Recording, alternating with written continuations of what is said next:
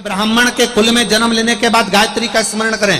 ब्राह्मण के कुल में जन्म लेने के बाद कहीं ना कहीं भगवान की भक्ति में डूबे रहें। ये भी ना बने तो ब्राह्मण कुल में जन्म लेने के बाद 4 लोगों को भी अगर भगवान शंकर के मंदिर में जाना सिखा दिया तो समझ लेना कि तुम्हारा ब्राह्मण कर्म आज आनंदित हो गया। तुमने ब्राह्मण के घर में जो तुमने जन्म लिया है उस जन्म लेने की सार्थकता उत्पन्न कर ली। अगर किसी 4 लोगों को भी शिवालय तक भेज दिया, भगवान के मंदिर तक भेज दिया, भगवान शंकर की चौखट तक भेज दिया तो तुम्हारा ब्राह्मण के घर में जन्म लेना सार्थक हो गया। समझाओ, ब्राह्मण का कर्म है ज्ञान देना और ज्ञान लेना। आप दे सकते हो इतना तो। अरे क्यों इधर उधर भटक रहा है, अरे क्यों इधर उधर जा रहा है। सवेरे के टाइम पर जाया कर, 1 लोटा जल चढ़ाया कर भगवान को। अगर शिव मंदिर तक शिवालय तक भी ना जाए तो सूर्य को अर्घ दे दिया कर, सूर्य को जल चढ़ा दिया कर। इतना भी ना बने तो तुलसी माता को जल चढ़ा दिया कर। चढ़ा, ये भीतर से एक भक्ति का भाव उत्पन्न होता है, भीतर से।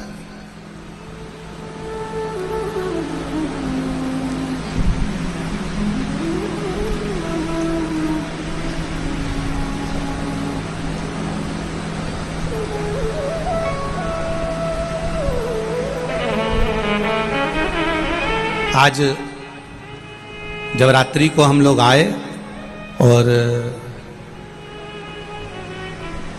विशाल पटेल जी विधायक जी की दीदी के घर, बहन जी के घर हमारा रुकना हुआ है, यहाँ बेटमा के ही नज़दीक में ही, बेटमा में। तो रात्रि को कोई पूछ रहा था कि गुरुदेव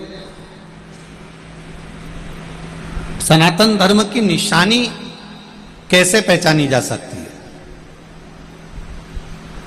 तो हमने उनको एक ही बात कही कि देखो, सनातन धर्म की पहचान एक चीज से हो सकती है कि घर के एक बच्चे को भगवान के नहलाने का जल बर्तन में दे दो और उससे कह दो जा इसको डालिया।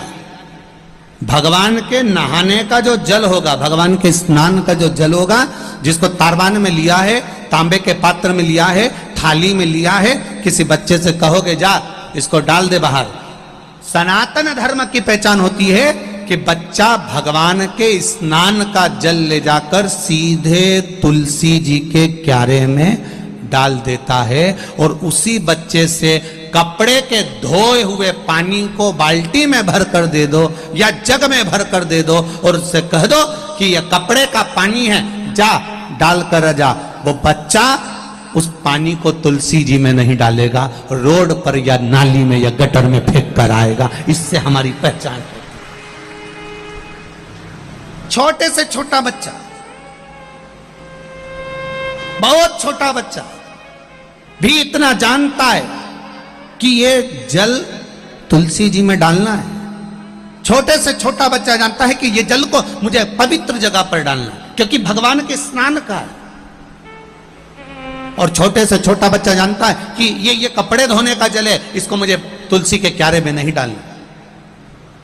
बस जैसे छोटा सा बच्चा भी पहचानता है कि इस जल को तुलसी तक देकर आना है, इस जल को हमें कहां ले जाकर डालना है, ये कपड़े धोने का है तो गटर में डालना है कि नाली में डालना है कि बाथरूम में डालना है कि रोड पर पटकना है, ये भगवान के स्नान का है, इसको तुलसी जी में डालना है। उसी तरह संसार में जन्म लेने वाले मनुष्य को भी ये विचार कर लेना चाहिए कि इस मानव के शरीर को, इस चित्त को, इस मन को, इस वृत्ति को कहां ले जाकर डालना है। क्या भगवान के चरणों में डालूं कि इसको शॉपिंग मॉल में डालूं कि इसको कहीं सिनेमा घर में ले जाकर डालूं। इस चित्त को, इस वृत्ति को, इस मन को, इस शरीर को कहां ले जाकर डालूं, कहां पहुंचाना है इस मन को। महाराज उसने कोई कमी नहीं रखी लौटाने में, वो तो लौटा। देवराज नामक का ब्राह्मण कुल में जन्म लेने के बाद भी अपने मार्ग से भटक रहा, अपने मार्ग से भटक। शिव कथा कर रही है, भगवान शंकर का संवाद कर रहा है, शिव महापुराण की कथा कर रही है। संगत गलत हो गई भटक गया। एक बात सुनना जरा ध्यान से, जिस बेटे के लिए आपने पूरी जिंदगी लगा दी, जिस पुत्र के लिए आपने मकान बना दिया, जमीन बना दी, जायदाद बना दी, घर बना दिया, प्रॉपर्टी बना दी, कॉलोनी में मकान ले लिया, प्लाट बना दिया, थोड़ा बेटमा की माताओं और जितने लोग आस्था चैनल पर कथा सुन रहे हैं, जितने लोग फेसबुक यूट्यूब पर कथा सुन रहे हैं, जरा ध्यान लगाकर सुन।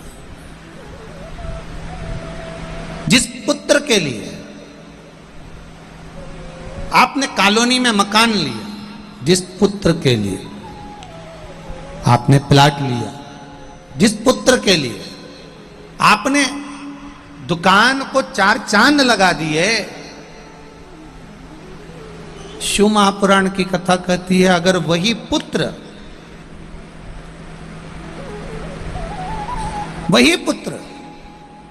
आपके कहने पर ना चले, नहीं चल रहा आपके कहने पर, तो एक मन पर हाथ रखकर देखना फिर ये मकान, ये जमीन, ये दुकान, ये जायदाद आपने किसके लिए बनाई है। बेटे से कहा